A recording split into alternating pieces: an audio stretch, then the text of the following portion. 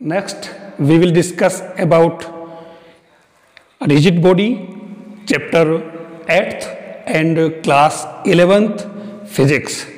यानी 11th class का जो फिजिक्स का 8th चैप्टर है उसके अंदर हम जो अगला टॉपिक जो ले रहे हैं वो है relation between torque tau and angular momentum J. यानी टॉर्क टो और एंगुलर मोमेंटम जे में क्या मैथमेटिकली रिलेशनशिप होती है वो हम यहाँ डिराइव करें। तो आप देखें relation between torque tau and angular momentum J. We know that angular momentum of any particle is denoted by J equal to r cross p which is vector quantity. अब हम क्या करें, इसके बोथ साइड्स जो है T के respect differentiation कर लेते हैं टी के रेस्पेक्ट। तो जे का d J by d T equal to r cross p. आप देखें इसका ये u इंटू वी से जो मैथमेटिक्स में आता है हमारे पास में u इंटू वी का डिफरेंशिएशन, तो फर्स्ट इंटू सेकेंड का differentiation plus second into first का डिफरेंशिएशन, ये वाला फॉर्मूला मैथमेटिक्स का मैंने यहाँ अप्लाई किया। तो फर्स्ट इन क्रॉस या इंटू की जगह क्रॉस प्रोडक्ट है, तो फर्स्ट इंटू सेकेंड का टी के रेस्पेक्ट डिफरेंशिएशन प्लस ये वाला प्लस यहाँ फिर वापस फर्स्ट का डिफरेंशिएशन और सेकेंड वाला एज इट इज। तो ये इस तरीके से आप देखें, यानी कि एक एक बार दोनों का अल्टरनेट डिफरेंशिएशन किया टी के रेस्पेक्ट। तो आप D J upon D T as it is, R as it is cross, फिर D P upon D T यानी कि पी इक्वल टू जो एम वी होता है मोमेंटम का फॉर्मूला वो P equal to M V put किया, plus D R upon D T equal to V, rate of change in displacement D R by d T equal to v.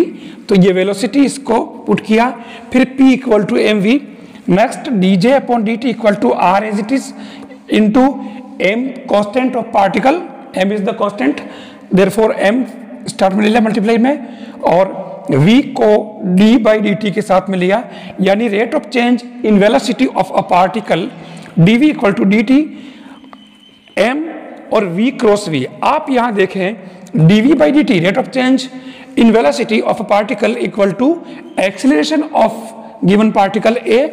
तो dv by d t को तो हमने a put किया, बाकी as it is plus m, और v cross v equal to 0। आप vector product के अंदर पहले लर्न कर चुके हैं, v cross v equal to v sine 0 equal to 0। आप देखिए दोनों सेम वेक्टर है, क्योंकि आपको पता होगा कि a cross b equal to a b sine theta n cap. आपको पता होगा कि सॉरी ये जो आप देखें, अगर मान लो दो वेक्टर है a और b और इनके बीच में एंगल थीटा है, तो इसका a क्रॉस b जो आएगा वो इन दोनों के परपेंडिकुलर यहां होगा इस तरीके से। तो ये a क्रॉस b आएगा।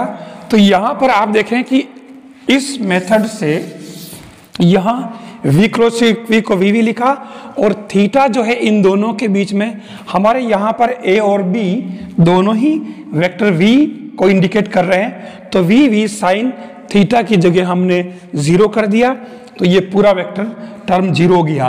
वैसे भी आपको पता है कि जो i cross i same vector में एक क्रॉस का i 0, j cross j 0, k cross k 0, ये आपको पहले से ही पता है, आप कैसे भी इसको समझ सकते हैं। तो सेम वेक्टर का क्रॉस प्रोडक्ट जो होता है वो 0। तो आप देखें d J upon D t r as it is m बाहर ले लिया, d v upon D t आपका ए हो जाएगा, तो आर क्रॉस एम ए, और ये टर्म पूरी 0 हो जाएगी।